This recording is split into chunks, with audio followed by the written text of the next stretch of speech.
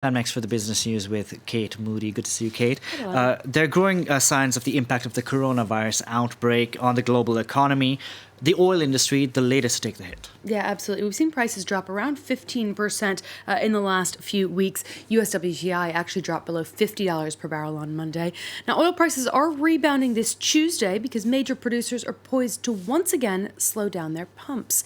Officials from OPEC and Russia are holding talks in Vienna about how to react to China's weakening demand for oil. BP has said the outbreak could cut global oil demand growth by 40% this year. James Wilson reports. The spread of the coronavirus is being treated first and foremost as a public health emergency, but the virus is also having an impact on the global oil industry. Travel restrictions in China and neighbouring countries have caused a slowdown in manufacturing and led to plummeting consumption of oil. Usually, China needs 14 million barrels of oil a day, but as factories and businesses stay shut and customers stay home, demand has dropped to 11.2 million barrels a day. We're talking about a cut of 20% in the consumption of petrol in China alone. So just imagine the impact on the global scale. We're seeing a global drop of 1 million barrels a day. It's enormous. Weakened global demand has seen the price of oil drop to its lowest level in a year, all of which has shocked the industry.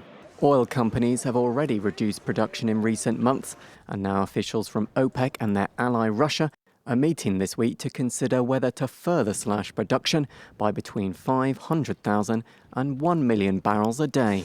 Less production would probably see oil prices rise, allowing the industry to weather the crisis caused by the coronavirus. Chinese gambling enclave of Macau is closing its casinos for 2 weeks in an effort to stem the spread of the virus there. Macau's chief executive said the closure could be extended further if necessary. The city's casinos account for half of the local economy, generating about $36 billion. That's roughly 4 times that of Las Vegas. The casinos also employ 15% of the workforce. Officials say tourism in January plunged by 87% compared to last year.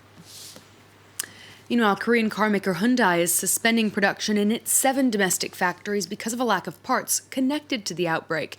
Hyundai says it's looking for alternate sources of electric components, which it usually imports from China. Wuhan, the city at the center of the outbreak, is a major hub for the auto industry. Nissan, Toyota, Honda, and Ford are among the producers that have suspended work at their plants in China as the virus continues to spread.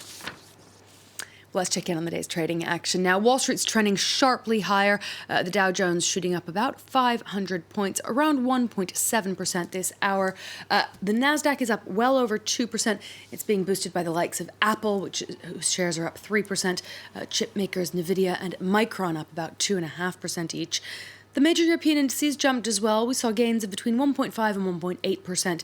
BP shares rose 3% in London as the oil giant reported a net drop of profits of 21% for last year. That was still better than analysts had predicted. Meanwhile, after falling to a 6-week low on Monday, the pound sterling has rebounded to trade just around the $1.30 mark, just above €1.18. Moving on to some of the day's other business headlines now. The French drug maker Sanofi is under investigation over sales of an epilepsy drug that's been linked to birth defects. Authorities say Depakine should not have been marketed or sold to pregnant women, and that Sanofi was slow to react when signs of a problem arose. Tesla shares have jumped by 20% on Monday and another further close to 20 this Tuesday. It's the biggest one-day gain since 2013. It was fueled by news that the company's joint venture to build batteries with Panasonic has turned a profit. Tesla shares had already been on the way up since the company posted its 2nd consecutive quarterly profits last week. They're up a whopping 114% this year alone. And the UK says it will ban sales of polluting cars by 2035. That's 5 years earlier than its initial deadline. It's a more ambitious target than France's 2040, although environmental groups say it's still not enough. The auto industry is already producing more hybrid and electric vehicles to keep up with growing demand.